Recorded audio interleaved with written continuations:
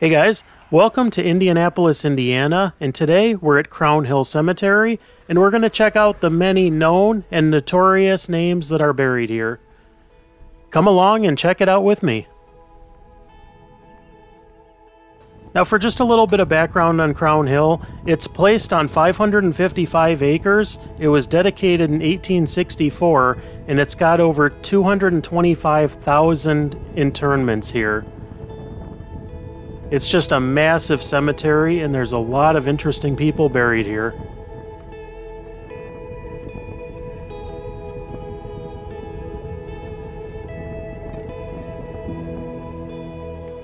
Now the first spot we're going to visit is the grave site of the 23rd President of the United States, Benjamin Harrison.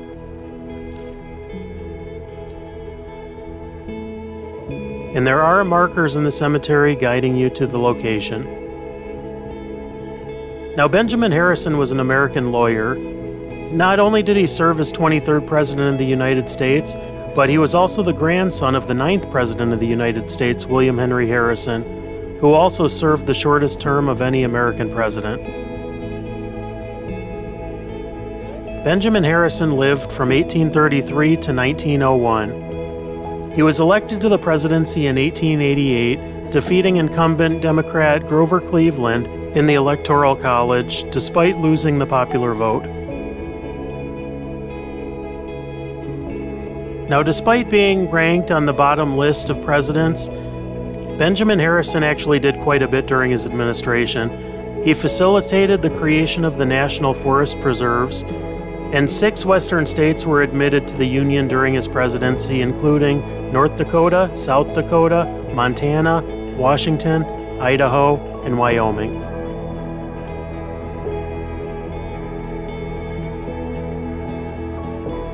Harrison also strengthened and modernized the United States Navy. After his presidency, he returned to private life and his law practice, and he ended up passing away in his Indianapolis home on May 13th of 1901 at the age of 67.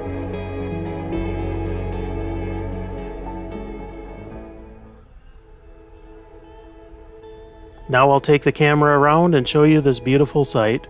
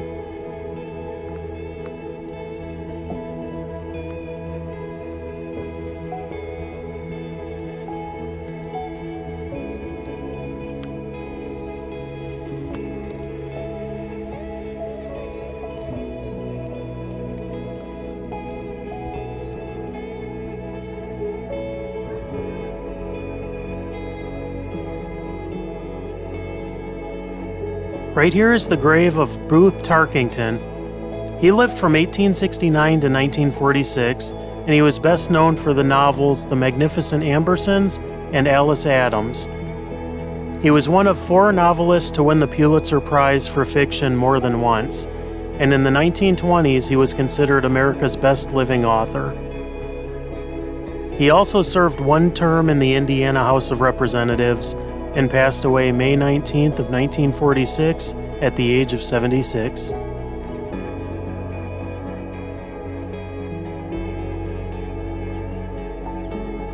Now at the top of the hill with the skyline of Indianapolis behind us, we also have the grave of Louis Schwitzer, who was an engineer. He founded the Schwitzer Corporation in Indianapolis. He wasn't actually a race car driver, only an engineer, but he was credited as winning the first race held at the Indianapolis Motor Speedway in 1909. He was influential in designing hydraulics for bus transport, and he was inducted into the Automotive Hall of Fame. He also has one of the most unique monuments here at Crown Hill.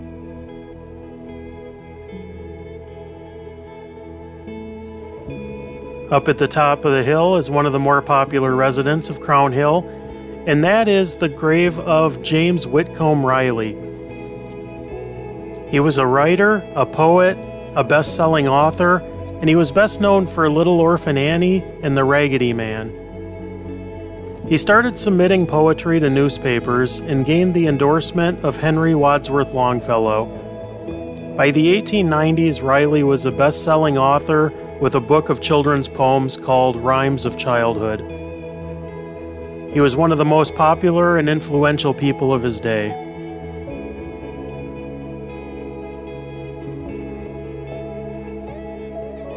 James Whitcomb Riley passed away on July 22nd of 1916 at the age of 66 here in Indianapolis.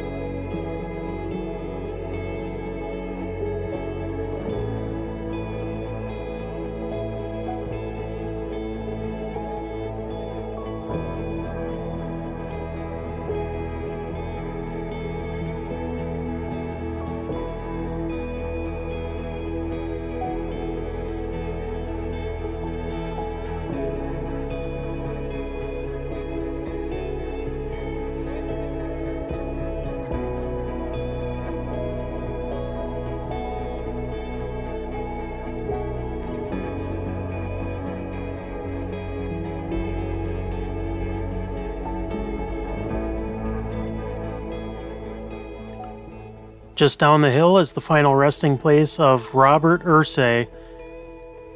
He was the owner of the Indianapolis Colts from 1972 until his passing on January 14th of 1997.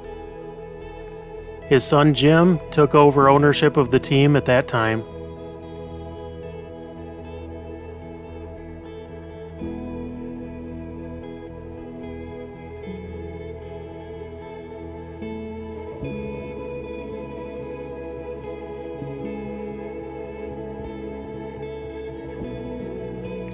Now for a little grittier history, here's the final resting place of John Dillinger.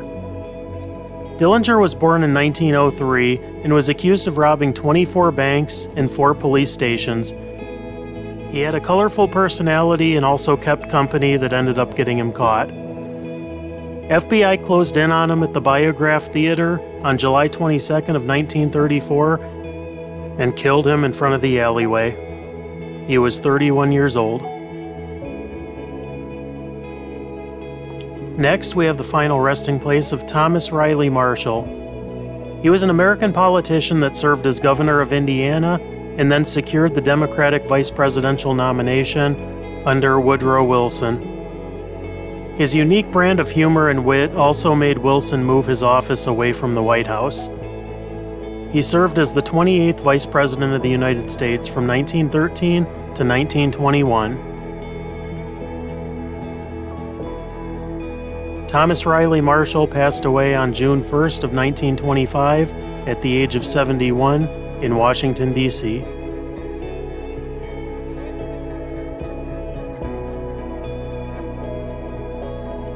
Now there are 3 American vice presidents that are all buried within a stone's throw of each other. Let's check out the other 2.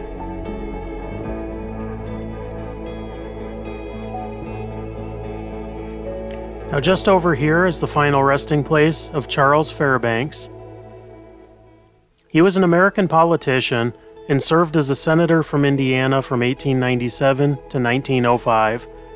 He was also the 26th Vice President of the United States from 1905 to 1909 under Theodore Roosevelt. He passed away on June 4th of 1918 at the age of 66 in Indianapolis.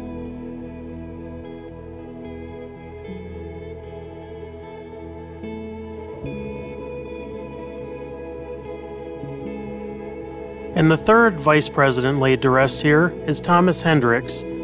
He was a politician, a lawyer, he was a member of the U.S. House of Representatives, a U.S. Senator, the 16th governor of Indiana, and our 21st vice president under Grover Cleveland. Now, his vice presidency was very short-lived, as he was vice president from March 4th of 1885 until November 25th, 1885, when he passed away unexpectedly at the age of 66 in Indianapolis.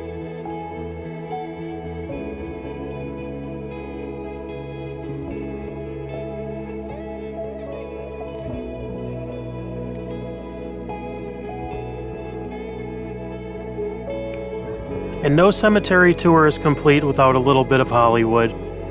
This is the final resting place of actor James Baskett.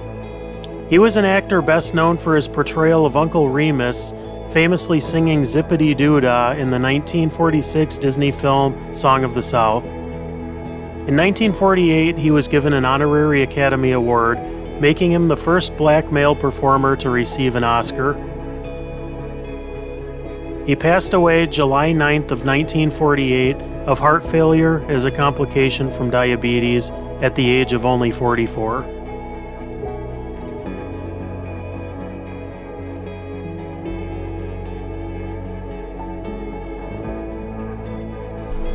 I hope you enjoyed today's tour of Crown Hill Cemetery in Indianapolis.